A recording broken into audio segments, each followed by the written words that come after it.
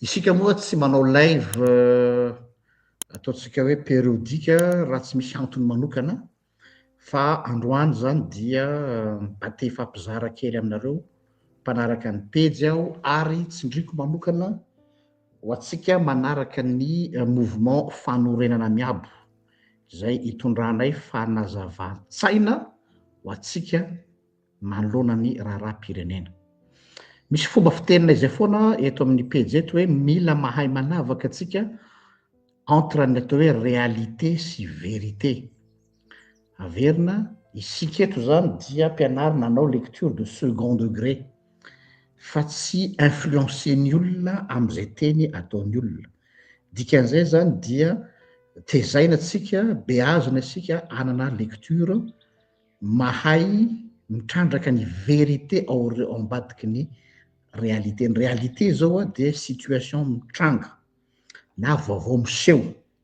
Iny vaovao iny anefany a tsy ino no vérité fa ino réalité fa inona ny vérité ao ambadiky iny réalité na fait iny. Ka izay no antony anaovako an'ilay lohateny androany izay iresahantsika ny amin'ny le hoe ny zava-misy ao Madagasikara am'izao fotoana zao dia filongoa ve, i filongoa io voambolana noforonina tsy noforonina moa zany fa nipoitra am'izao hoe fampihavanana réconciliation hono eo am'ireo ténor politika zay azo lazaina hoe tsy tena hoe mpifahavalo fa mpifanandrina mivaivay dia isika mametram-panontaniana hoe filongoa tokoa ve fihavanana tokoa ve réconciliation ve sa alliance politique samy hafa maty zany ia ary mifamaly am'izay dia misy crise politique eto Madagasikara am'izao fotoana zao na tiana na tsy tiana dia crise politique ave no misy eto amin'ny firenena hatramy voalohany hatramy 25 septembre iny sa guerre des clans zay zany. Donc mety efa azokazonareo an-tsaina ihany a ny tiako atongavana ao anatin'izany rehetrarehetra zany. Inona ny zavatra tsikaritrareo tatoato eo amin'ny tontolo politika eto Madagasikara. Mariako aloha fa ny fanehoan-kevitra eto de fanehoan-kevitra amin'ny anaran'ny fanorenana miabo zay miteny soloko tena eto fa tsy amin'ny anarako samirery. Inona ny zavatra tsikaritrsika tatoato amin'ny tontolo politika eo anivon'ny firenetsika. Tonga dia miainga avy amina zavatra réalité tsika de aveo tsika manazava an'le vérité ambadiky le réalité. Ny fait na ny réalité misy de zao misy bouleversement zany hoe fiovana mahery vaika tapotapoka ny paysage politika ao Madagasikara. Misy fotoana izy calme be zao izy misy changement du jour au lendemain zany. Ohatra fotsiny anome ohatra atsika zay rahantsika mahita sy mahalala dia zareo bandeau rouge ohatra tapotapoka eo zareo bandeau rouge izay anisany nanao vavabe sy nanao leçon de morale ny tanora Gen Z hoe nareo tsy hainareo kory fa zahay mitolona tsy manaiky ny fangatahan'ny Gen Z fametram-pialana zay atao tamin'ny panina sy ny sisa zareo ndray am'izao tsika miteny zao no mireklame mihitsy mitaky manao fihetsiketsehany am'le bandeau rouge sy mitana le hazo manga iny dia miaraka amina temps menaçant tsy manao menace fa temps menaçant hoe mila ravana ny assemblée nationale. Nefa tsika samy nalala daholo fa izy ireo de anisany tena niary fatratra an'io androm-panjakana io a teo aloha. Io le bouleversement anankiray resantsika. Tsika zany miainga avy amy zava-misy. Zay ny anankiray. Misy tanora tsy tena hoe tanora fa misy tanora izay mitaky ihany koa ny démission ny panina am'izao fotoana zao sy cette fois-ci mahasamy hafa azy sy ny ministère sy ny ministre ny justice madame Fanny Soearnaivo hitapoky hitam-pirenena eny amin'ny tambazotra eny zany. Intéressant be ho anahy manokana eo am'izay tsika hijerany le vérité ao ambadiky le fait ilay duo entre ny hoe mangataka ny fialan'ny panina sy ny ministère ministre ny justice. Pourquoi les deux? Le duo izy roa mihitsy zany problématika ray zay. Azadino fa eto dia nampatsiaro fotsiny anatina chronologie historique fa nisy fotoana reo olona roa reo a de nisy fikasana saiky iara-iasa ifanometanana tamina resaka échéance électorale fony mbola taty ampitan-dranomasina madame Fanirso Ernaivo de nisy fotoana niaona tamin'ny ekipa ny citeny tam'izany fotoana zany fa misy ny tsy fifanarahana karazana koaka bien sûr resaka intérêt moa zany dia raikitra tsy raikitra ohatrany hoe tsy varotra tsy raikitra ozy tsika zany hoe reo olona reo zany dia efa nisy roy tany aloha tsy vao zao izy efa nivon'ny fitondrana zao eto moa zany izy a tafaraka eto zao de zao comme par hasard hoe aho izy roa samy tafiditra ao anatin'ny fitakin'ny reto tanora reto hoe mangataka ny fialana izy roa miaraka zay reo zany a izay remarkako zay point fahatelo rappel kely fampatsaivana kely ho atsika hoe iza moa i Fanirso Ernaivo tsika tsy hanao bibliographie iny a fa misy zavatra tiako atongavana iza moa Fanirso Ernaivo dia tsy moa tsy izy lay héroïne tsika malagasy natao nosalorana titrana héroïne hoe nahavita nampiditra amponja aningay Mamy Ravatomanga hitatsika mafana be toedra raha momba an'io zao tany Nosy Maurice du moins c'est ce que nous avons vu ary azadino fa na ny fitsenana azy teny Ivato dia orchestré miaraka am'ireo ekipan'ireo no manina namboarina mihitsy mba ahafahana manome an'le atao hoe onction populaire adobe amin'ny atao hoe vahoaka mitsena anazy teny ny zavatra nagaga nefany a raha tadidinareo rehefa niverina tany Madagasikara koa ny colonel Charles mbola tsy général izy tam'izany fotoana zany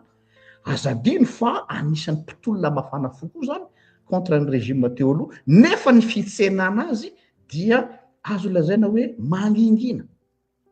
par rapport any madame Fanirso Ernaivo ary blindé no nitsena any colonel Charles io koa mbola ho asitsika resaka any aoriana fa tsy mbola io aloha ny resaka androany blindé no nitsena azy tam'izay fotoana zay nefa ny a normalement tokony tsenana avec toutes les honneurs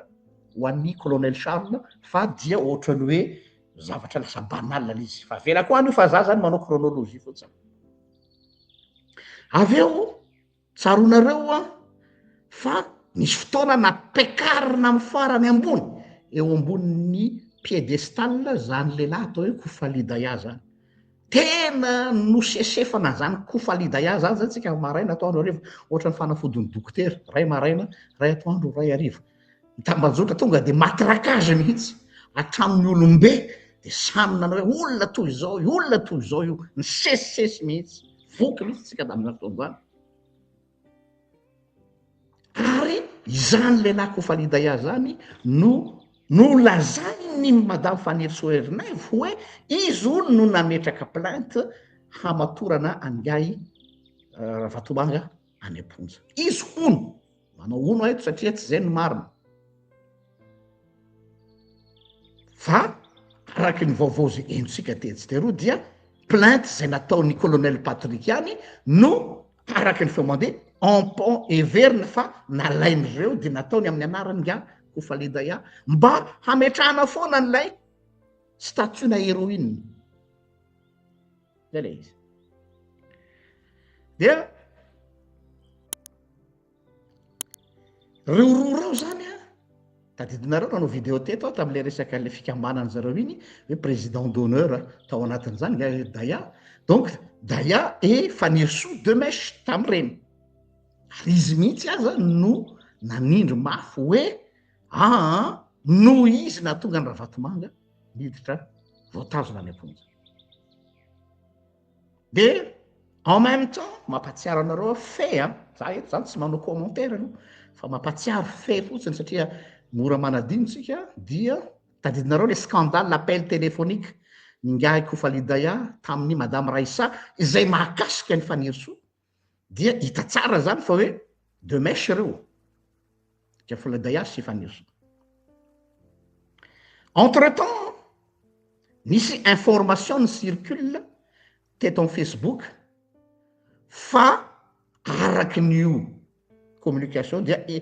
lazaina fa ifanerisosi daya dia ny exploiter ny dossier izay efa natomboky colonel Patrick ka nasalotra hoe héros national Koufali Daya nahatonga azy tany. Donc zany hoe ny message zany de hoe grâce à Koufali Daya et grâce à notre chère héroïne ministre de la Justice dia iny fa nitomboka ny PDG Ravatomanga. Mamerina tsika. Par ailleurs, ankoatr'izany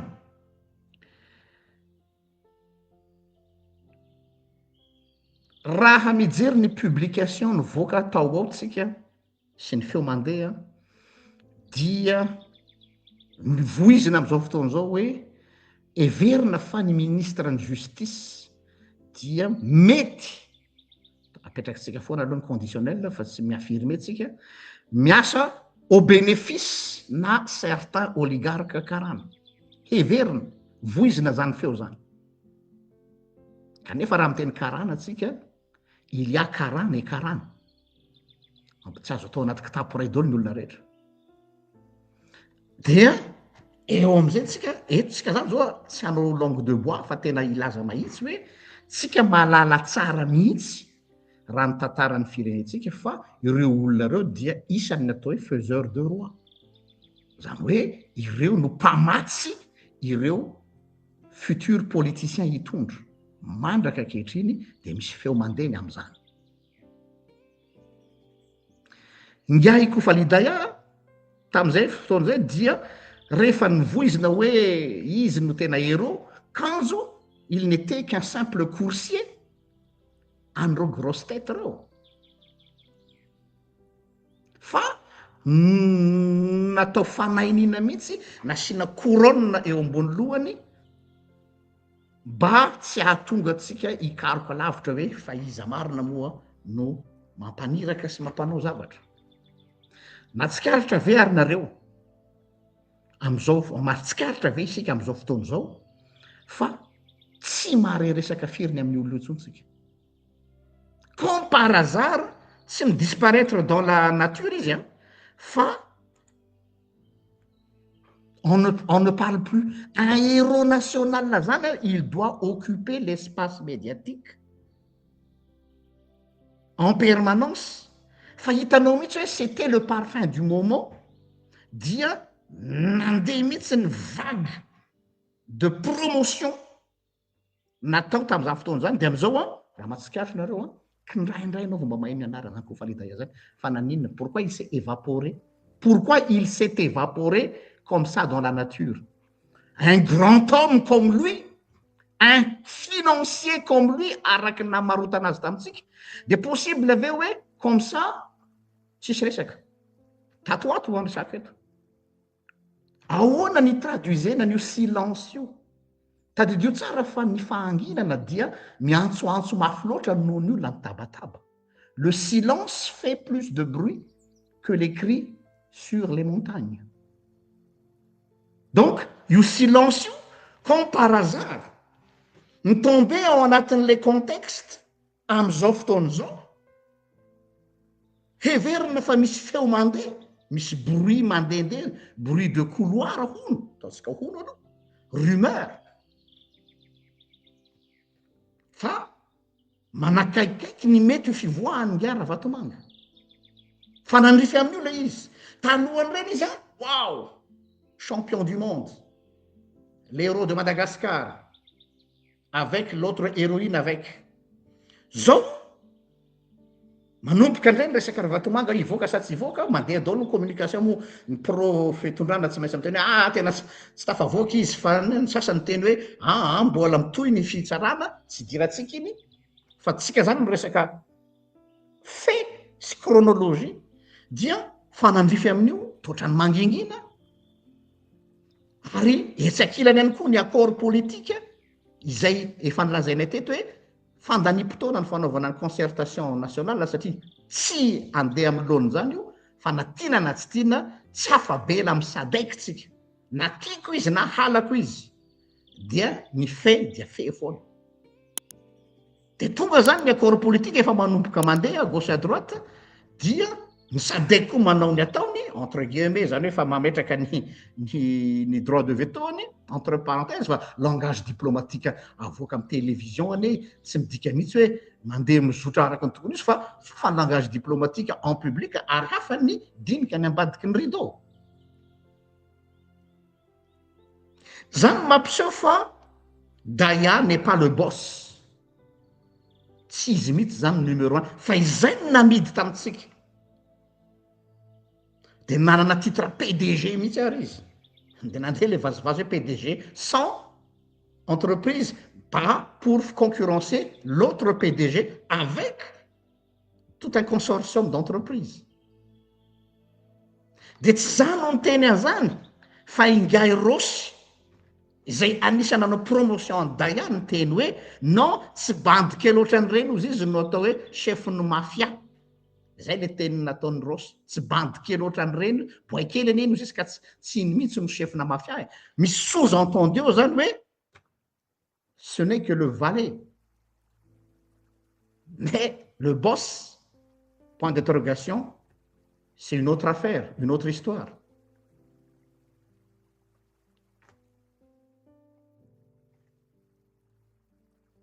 donc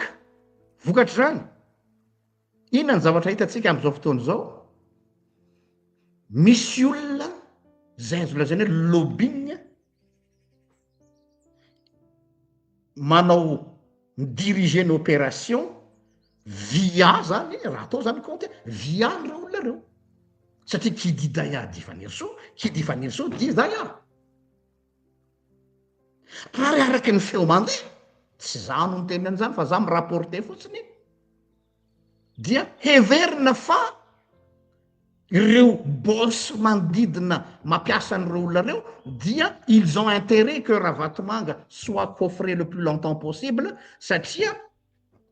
manelingelina an'ireo koa io amin'ny domaine business eto am'izay tsika hitra amina guerre des clans entre businessmen problème Madagascar tsy problème politique zany ry mpanaraka ny pejy malala fa problème na business entre clan dia maskena hoe problème politique le izy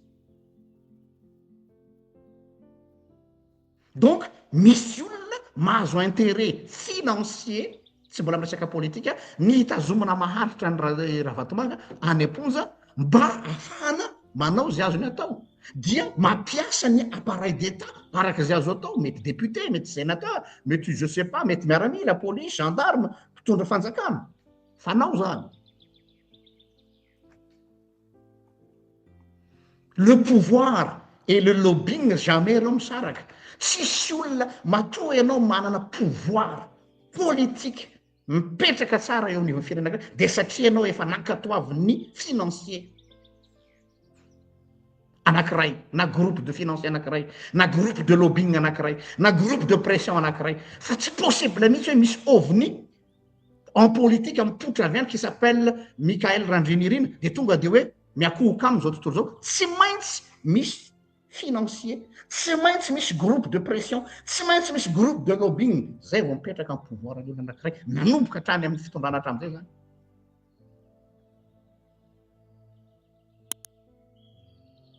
entre temps zany situation zany a miarranger mapetipety ny olona maromaro izay migioka ny tombotsoa ao anatin'izao période d'instabilité zao ao nivon'ny arcane sy ny instance du pouvoir rehetra dia nanateny reo olona reo hoe manana an'ilay héroïne ministre ny justice mba hampitombo ny vesatra hamelezana ny Ravatomanga areto de tsy afeniko fa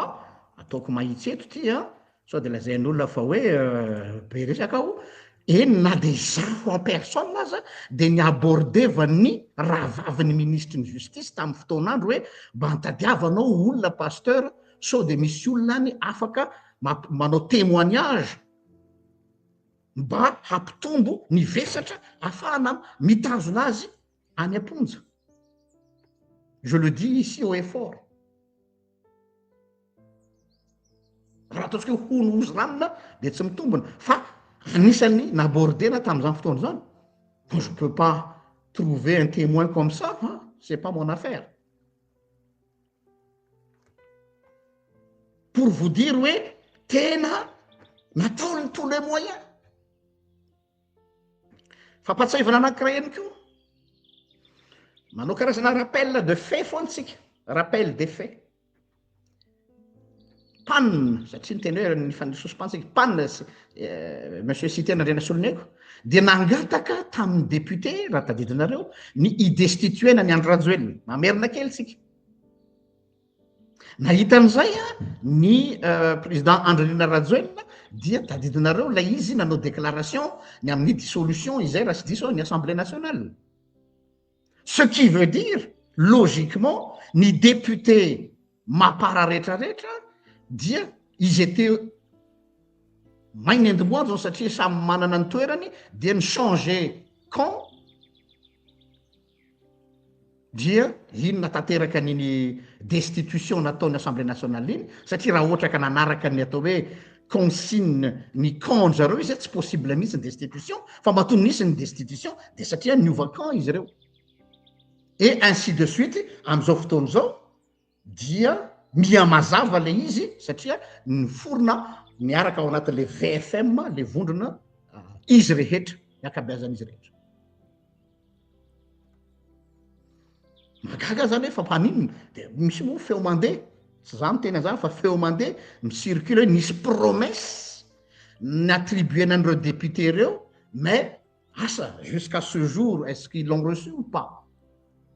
ça j'en sais rien. Araky ny feo mandeha hono petrakintsika no hono zany. Do ny question apetrako dia ty move no zay antony zay no nahatonga an'izy ireo tsy maintsy mialoka eo ambanin'ny elatry ny PRRM satria nanao trahison zareo raha amin'ny ilany ary. Ngia député Petra Kotiniaina dia nanao fanambarana mihitsy rehefa nanontaniany mpanao gazety hoe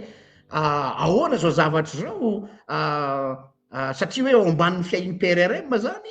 dia ny ekipan'ny PRRM aty amin'ny tanora ny ACDU sy ny GNZ sy sisa nangataka ny fialan'ny tanina par ricochet zany dia ry reto VFM reto zany dia aiaina ve te hanao pression sur le panne anala ny panne dia nanontany ny mpanao gazety Petra Kotiniaina dia namaly hoe tsisy aza manafa tsisy eritreritra ny anao destitution ny panne zany mihitsy zay. Ka rehefa ny olona le manao zany tsisy eritreritra de la part d'un politicien qui change de veste tous les jours, ça en dit long. Oui. Noho zany ny VFM miampy reo tanora sasatsasany miampy reo bandeau rouge izay mireklame ny zavatra anankiray nefa reo ohatra zao teo aloha diniona tsara nge le bouleversement ny VFM zay tsara fantatrareo fa pro député mapara rehetra teo aloha ny tanora lazaina fa mpitolona ary ny bandeau rouge izay mifanohitra amin'ny tanora no mireklame zavatra anankiray iombonana amin'izao fotoana zao mahagaga le magie amin'ny politika samy mireklame zareo amin'izao fotoana zao ny fandravana ny Assemblée nationale ary misy ara mangataka fialan'ny panina mihitsy. Tadidinareo nefa ny teny nataon'ny bandeau rouge contre ny GNZ tamin'izany fotoana zany vava mafy nataony zareo nampitandrina an'ireo tanora reo ny amin'izareo nangataka fandravana ny institution zao ry zalandray no miombom-peo amin'ny tanora. Cela veut dire quoi? Cela veut dire que le PRRM soutenu par les bandeaux rouges, soutenu par la VFM, enclafray zany reo mapetraka ny théorie hoe le rouleau compresseur contre Cité NV est en marche. Tsy haiko, point d'interrogation. Avelako any amin'iny. Ahoana ary ny ahafahana comprendre ny réconciliation miraculeuse amin'izao fotoana zao.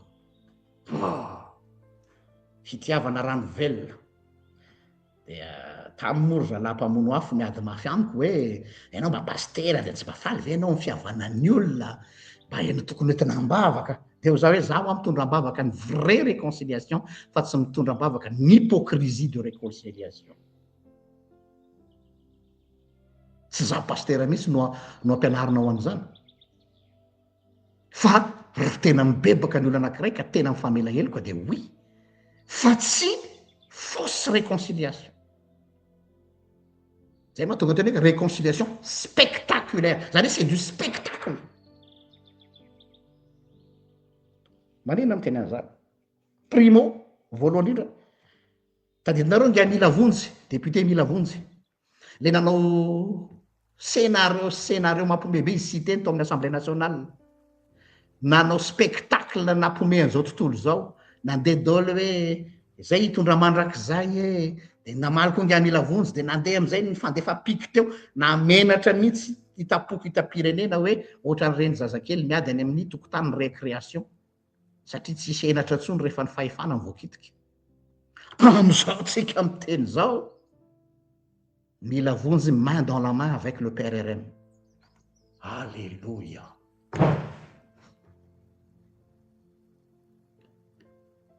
inona reny no eritreretiny sy teniny am'izany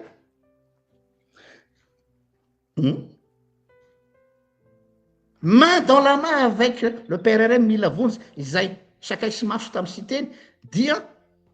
hiteny ve nareo ka efa milamina koa zareo fa considéreny ete raha misy olona farak'izay rancunier to ambony tany de tsy misy ohatran'ny politicien azadino zay raha misy olona rancunier to ambony tany tsy misy mihoatra noho ny politicien satria ianao mihinana ny sakafony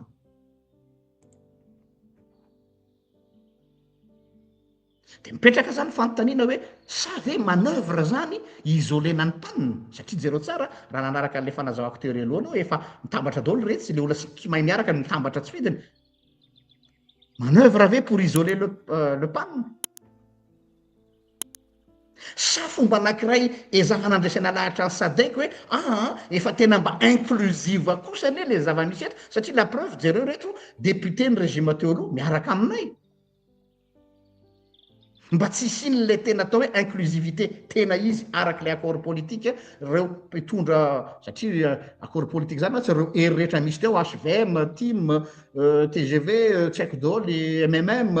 be da be ny atoko dia pour détromper la SADC de hoe efa mba misy an'reto réconciliation reto tsy fantatro sa pour isoler sy teny tsy fantatro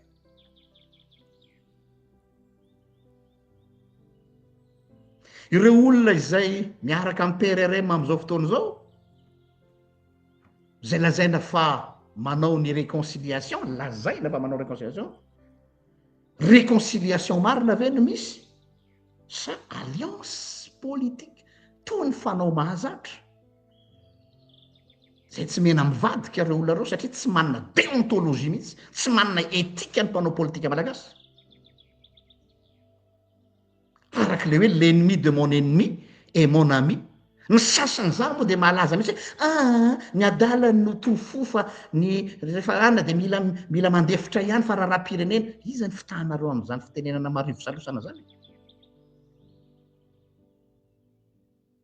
karaha tsy zazakely zay fa ianareo reo mihitsy ny olona tena modimody mifanoroka fa niatsy aty andamosina ihany de vous attendez le moment idéal pour éliminer votre adversaire politiquement parlant resako am'izany donc mila biazina mivoaka malagasy hoe mavandy reo fa tsy miréconcilier zany reo fa réconciliation d'obligation réconciliation par circonstance alliance politique satria misy olona tiana éliminer nao ambadika ao donc za manokana je ne crois pas en la réconciliation za tsy amidinareo amiko zany tsy mino an'izany fampihavanana zany aho afaka miteny dolo pasteur ianao de tsy mba tia fihavanana tena noho ny fitiavako ny fihavanana mihitsy zay tena izy araky lazay misoratra masina hoe zahao toetra ny fanahy ka mila zahana toetra io pseudo réconciliation raha tena izy de ny fotoana no mamatatra no hamahavahana io ny fotoana no ampipotra hoe vrai réconciliation ve fa tsy hoe tsy hoe fedananso fotsiny atao am-piangonana zay de manao akanjo mpiandra de fandray tanana de fampitsikitsiky de hoe fitiavana rano velona be de be ny mpanao an'izany na ny mpiandra aza fampiatsara velatsy ao famelatsika rahalahy nefa ambadika any ny fampifosa ihany zay ao anaty droit de l'homme zay hoe zao zahana toetra ho hitatsika eo hoetantsy fa misy logika mipetraka io ny PRRM zay milaza azy fa mpitolona contre ny Andry Nirina Rajoelina mpitolona contre n'ilay forongony nareo ihany nampiasa ny terme forongony satria hoe tena likiliky ny amin'ny Andry Rajoelina nareo ary likiliky ny am'ireo forongony nareo sao ianareo mifandray tanana amin'ny forongony et là vous osez me dire fa tena miavana nareo zany hoe devient des amis de circonstance ahoana ny interprétena zany soa io fomba anankiray hanomanana ny saina sy ny foa mampananatsika vahoaka hoe ahoana re zao ny fomba anonsena ny vahoaka hoe tsy maintsy iroso amin'ny accord politique de hoenina be mantsy raha tonga de du jour au lendemain fanometanana dia tsy maintsy asiana événement aloha hoe fa izy kosa mampanopin'Andriamanitra azy de niezaka izy nampiavana an'io nefa fantany tsara fa tsy maintsy miroso amin'ny accord politique izy dia amboarina lay filongoa anticipena amin'ny alalana façade de réconciliation mba ahafahana milégitimer an'lay accord politique tsy maintsy ilatsaka rapitso zay ny fahitana eny izy io possible koa hypothèse anankiray satria zay manao hypothèse anankiray ihany koa de zao hoe ngia Ravatomanga mety hivoaka mbola tsy fantatra ny toy ny tantara afaka samy manao communication daholo ny andansiny ankilany fa mety hivoaka ho iaho tôt ou tard ary mety tsy ho ela aza ny mety hovoahany ngia PDG Ravatomanga de tsy miarranger ny affaire ny olona sasany maro anisy amin'izy ireo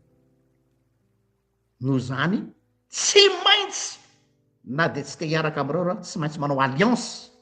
satria hoenjany ty tantara ty zay ny hitan'zareo fa solution ka za zany androany zahay atao fandroana miaby de hiteny antiteny ty hoe disons les choses telles qu'elles sont vraiment sans chichi zay zany eto tsy mitovy ampanao politika manao teny miodikodina fa ataonay mahitsy be ty resaky ty tadidinareo ngia siteny izay nikikika teny ambony podium hoe nikarana de isan'ny malagasy koa reo tsika tsy manavakavaka bien sûr fa inona no mampikikika azy an'le izy inona ny enjeu ambadikilay antsoantso azadiny fa c'est un politicien ary mbola hidirantsika eo hoe inona le enjeu ho anazy il y a jamais de cadeau en politique hein so de meritreritra nareo hoe nilatsaha fanay masina il y a jamais de cadeau en politique c'est un monde de requin ka andao lazaintsika ny zavatra il faut dire les choses ny économie na tiatsika na tsy tiatsika tsy fitiavana na fankalana fa milaza ny zava-misy aho ny économie-tsika rehetrarehetra ao Madagasikara na tiako na tsy tiako na marombotra na mafaly ahy dia sous contrôle ny lobbying ny karana zay aloha sokafo fotsiny maso de jereo sous contrôle ary azo lazay hoe manana ny monopole mihitsy ary ny olona efa zatra manana monopole dia miaro to ny anak'Andriamaso ny monopole na ka mampitandrina ireo zay mieritreritra fa mba te hitsabaka kely amin'io monopole io kinanjo indro misy malagasy anankiray nipoitra peu importe ny raison nipoirany tao anatin'ilay monde fermé an'ilay gros businessman Giaï Ravatomanga izay nampikorotana ny karta rehetrarehetra indray de tsy mipetraka indray ny monopole azonareo an-tsaina fa tsy maintsy créer perturbation zany ka azo heverina azo heverina ho iaho za tsy manana boule de cristal fa analyse projection nataoko azo heverina fa certain karana za tsy mitena izy rehetra tsy faly am'izay satria le monopole lasa voelingelina fa lasa misy olo-kafa misy partage de gâteau zany tsy maintsy mitambatra contre lui c'est une logique na business zany tsy resaka politique fa resaka clan dia afaka mampiasa olona ao amin'ny appareil judiciaire ireto olona ireto mba ahafahana maîtriser an'ilay concurrent anankiray zay manelinge lasa miperturber les monopoles zay marena fa malagasy donc il faut dire les choses eto Madagascar todika aminareo tanora mpitolona aho tsika malagasy mpitolona mihitsy de zao hoe tsy misy olona clean zany eto Madagascar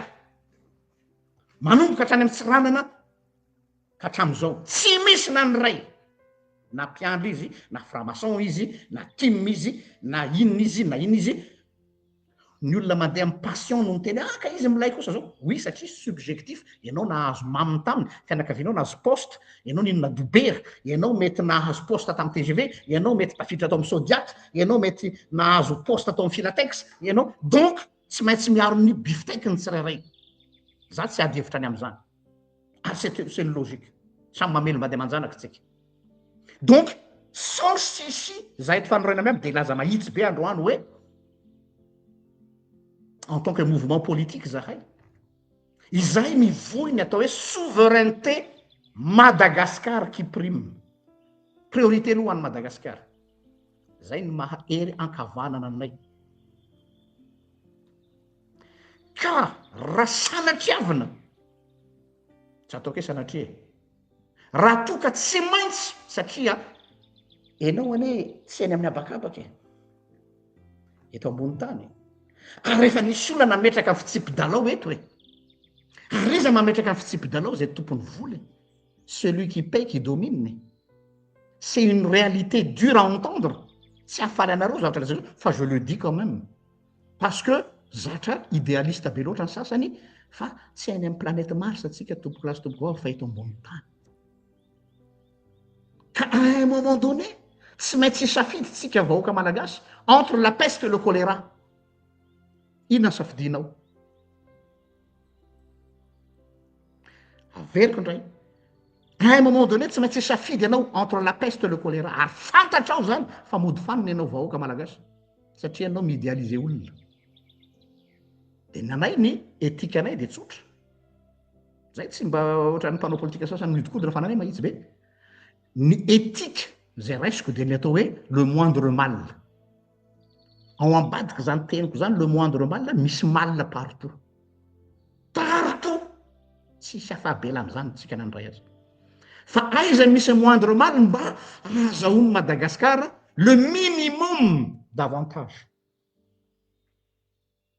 za tsy afaka anofo hoe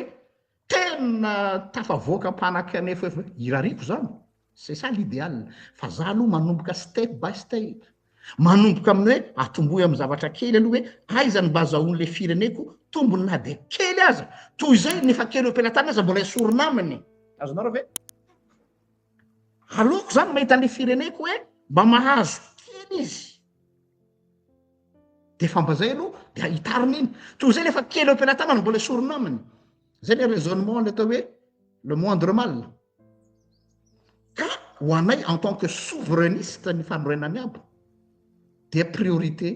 ho an'ny malagasy dikan'izay zany a raha misafidy zay entre la peste et le choléra de zay misafidy zay olona afaka miincarner ny malagasy c'est tout simple que ça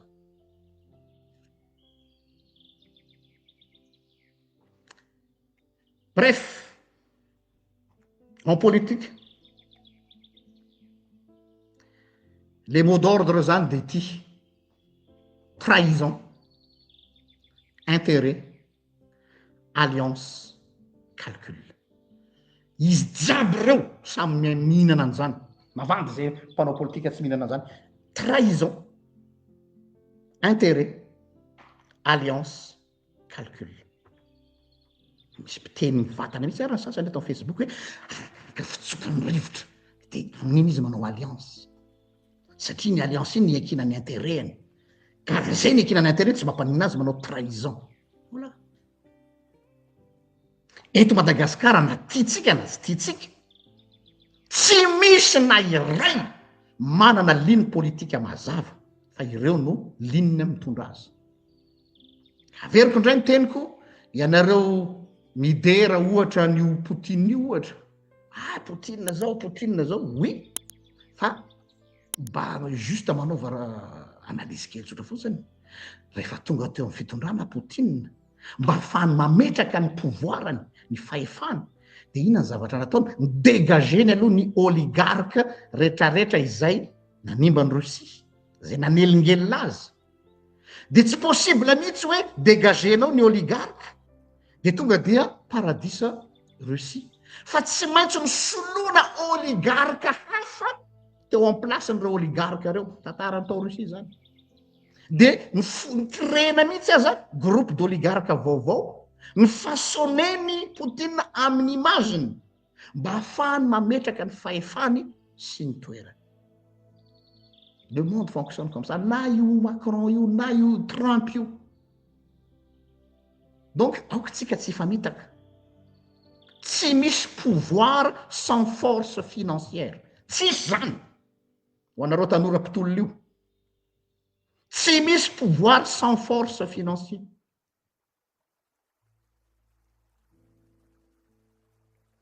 Tsy misy mpitondra na iray aza izay tsy hilahatra amina créancier zany. Fa après, avec qui? Là, on a le choix. Soit je m'allie avec le choléra, soit je m'allie avec la peste. C'est un choix. Nous zany zavatra miseho Madagasikara dia laveriko zany tsy crise politique ho anay fanorenana miabo fa guerre des clans, guerre de monopole. Dia tous les moyens sont bons mba ahafahana mitazona ny monopole, dia on utilise tous les appareils possibles. Ny question mipetraka zany zao ho amin'ny ho avy ho anay zany hiaraka amin'iza ny mpitondra rahampitso. Na anay zany tsy nifanontany hoe iza no hitondra ny Madagasikara ka hampiada anazy. Ça c'est de l'utopie. Ça c'est du n'importe quoi, resaka katao, apatavy resaka. Fa iza, eo zany fanontany mipetraka. Iza ny oligarque, iza ny financier, iza ny lobbying iarahana ka miakina amin'izay le hoe iza ny olona ho eo.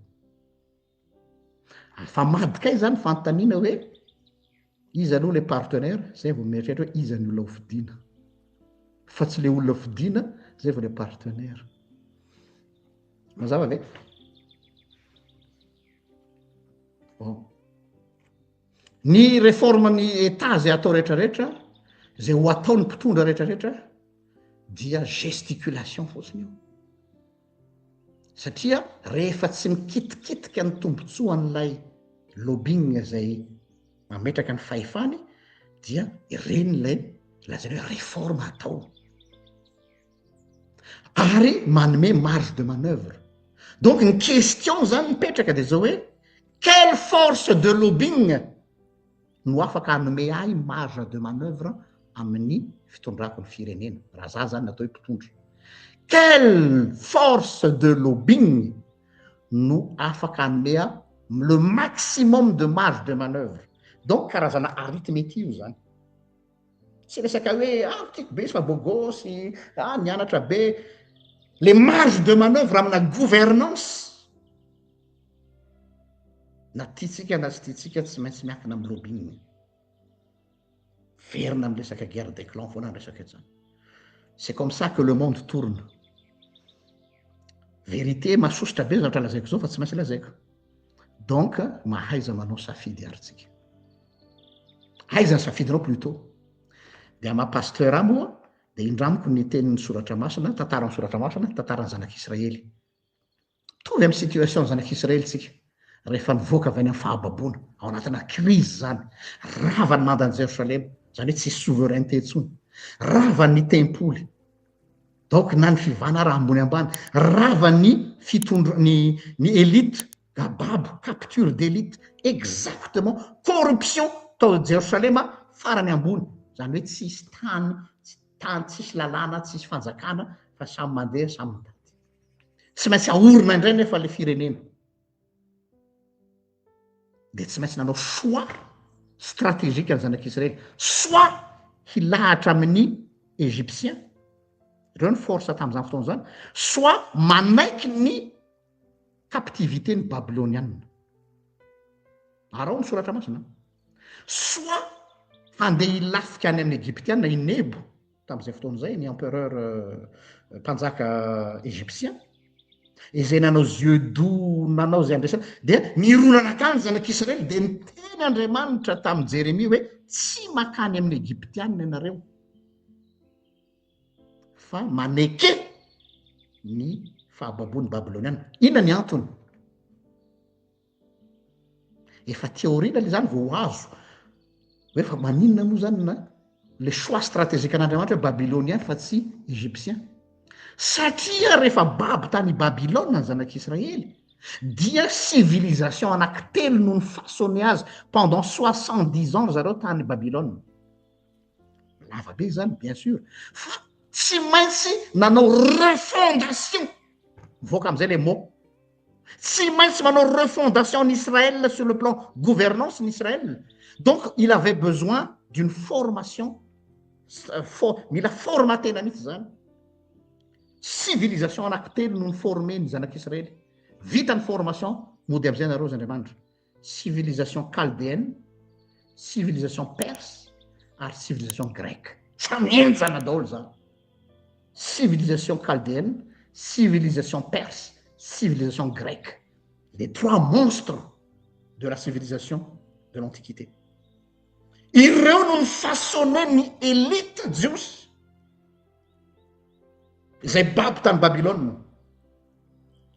ary saina vorosaina tsara bien armé ry zalaha ireo no ny financé ny retour ny zanak'Israely any amin'ny tany Kanana any amin'ny tany nampanantenana ary ny financé ny reconstruction ny mandany Jérusalem les choix stratégiques samy Égypte la peste Babylone le choléra mais Dieu a dit choisissez le choléra satria tao le choléra io izy nahazo zay le hoe le moindre mal et le minimum d'avantage zay nanay ny formule anay aiza ny moindre mal ary aiza ny minimum d'avantage de zay nanay mibaiko ny soanay zay tsy mandeha safidy par fihetsepo hoe tsy tianay ranona satria nanao an'izao anay zay le izy tsy tianay ranona satria raha tsy tare fa zay mandeha amin'ny atao hoe éthique de responsabilité le moindre mal et le minimum d'avantage en sachant que c'est la peste io miaraka amiko io zany ny atao hoe haute voltige filongoa oui mais pas avec n'importe qui pour quelle raison c'est là la question raha soatsika rehetra samy etain'Andriamanitra raha soatsika rehetra veloma tompoko